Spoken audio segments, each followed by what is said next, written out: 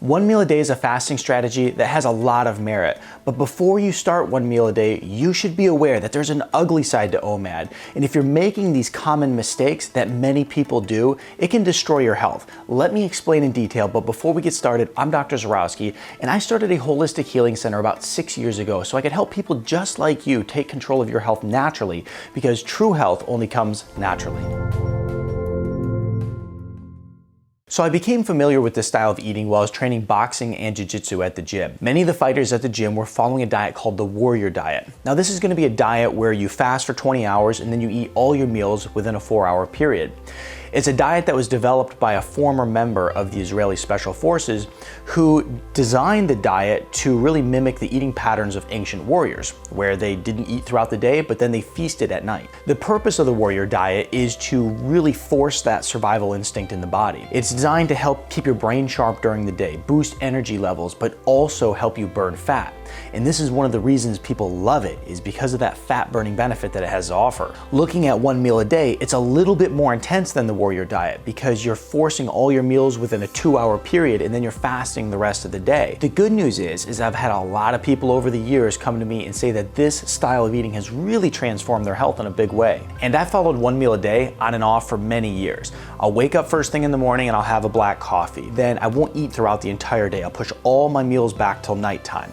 But during the day, I'll have a few things. I'll have some sparkling water in order to help satiate hunger. I'll have some electrolytes in order to help keep my energy levels up, but also keep good blood sugar balance. And then throughout the day, another thing I'll do is I'll sprinkle in some apple cider vinegar drinks. I mean, this just helps with gut health and helps keep your blood sugar lower. Then when it comes to nighttime, I'll go and break my fast with like a soup, a salad, and then over the next 2 hours, I'll go and eat that one big meal that is going to be based on low carb, and then I'll probably throw in a little keto treat at the end of that meal. Now I know our community of wellness warriors like it when I give it to you straight, so I'm going to share with you my personal experience and some of the troubleshooting I've had to go through when doing one meal a day, but also because clinically I work with the general public, I want to share with you what I typically see happen when people start OMAD. Some of the common benefits that I see come out of OMAD are going to be things like decreased inflammation, weight loss. You're gonna see metabolic balancing. So if you have some, blood sugar control issues, high blood sugar, high insulin levels, metabolic balancing is a big benefit that comes from it.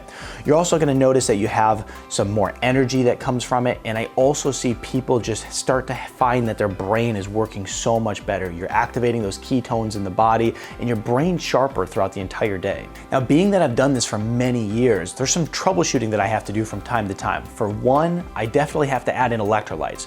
A lot of times what I notice is that after exercising first thing in the morning, I can have some hypoglycemic patterns that can show up in the morning hours. So adding in electrolytes really helps balance that out and give me more energy and just overall make me feel a lot better. And then there's another thing that I find that I have to add in from time to time. And this is when I'm going through periods of stress. Periods of stress, maybe it's work-related stress, maybe I'm not sleeping well at night, maybe my kids are keeping me up all night. One of the things I'll do is I'll add in B vitamins, okay, a really good comprehensive B vitamin, and then I'll also add in adaptogenic herbs, okay? This helps me counteract the stress. If I do this, I feel pretty good, and if I don't, I'll feel like trash when I'm doing OMAD. What I'll do is I'll put a link down in the description below to my free updated OMAD food plan that has all these resources I'm talking about and so much more to help you get started with OMAD today. Now, when I see myself struggling with stress, I just default back to 16-8 intermittent fasting. I come off of OMAD. Back in the day, I would try to force it, but there's just no point. There's no point in piling on metabolic stress, physical stress, maybe it's emotional stress, because it's not healthy for the body at all. And so what I do is I back off, because if I don't, I notice that I don't feel well, and it actually really starts to disrupt my sleep pretty heavily. Throughout this entire process, I found what I personally best respond to. I find that doing 16-8 intermittent fasting is my core strategy, is really where I need to be. However, I sprinkle in one meal a day, typically about 2 times a week. It's important to realize that everybody responds differently. Everybody's genetics, your just environment that you're in, and your general health circumstances are all going to be different. So what works for you may not work well for another person. Which works for me may not be the right plan for you. I want you to really understand that, because is when you figure this out and you dial in what's best for you and you don't put yourself in a box that you have to stick within, you're gonna get the best sustainable results. It's also important to realize, very important to realize, that the more extreme you are, it does not equal better results. And many people tend to trend in a very extreme direction. Let me give you an example. So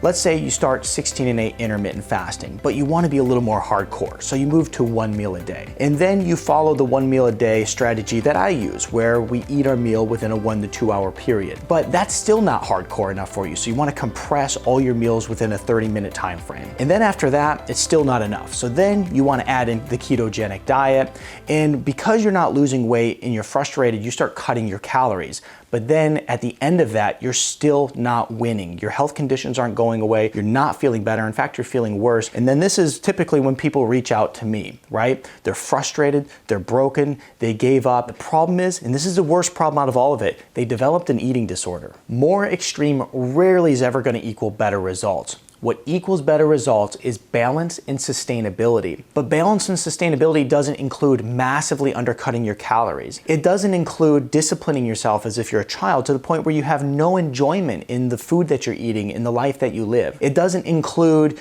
following an eating strategy that makes you wildly uncomfortable.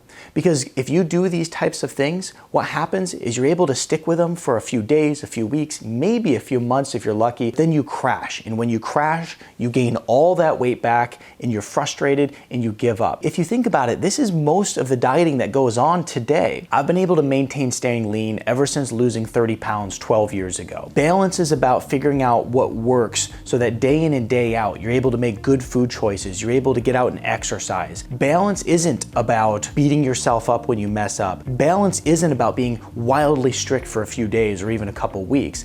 Balance is figuring out what works for you as an individual and also creating sustainable lifestyle methods in order to maintain good health long term. Intermittent fasting as your core value, right? That's your core strategy every single day. Sprinkling in 1 meal a day, 1 to 2 times per week, and then taking 1 day off, like a Sunday, taking it off completely from intermittent fasting. Eat your breakfast with your family, eat your 3 meals, and don't worry about it. If you are doing something a little bit different, that's okay. It doesn't make you wrong. You are doing what's right for you if it's working well. It's my goal to help our community of wellness warriors achieve their health goals and do it naturally because, as I say, true health only comes naturally. So what I did is I put together a little mini course for you to learn all about 1 meal a day, how to get started right here. In that 1 meal a day, we're getting a lot of different diversity in our food.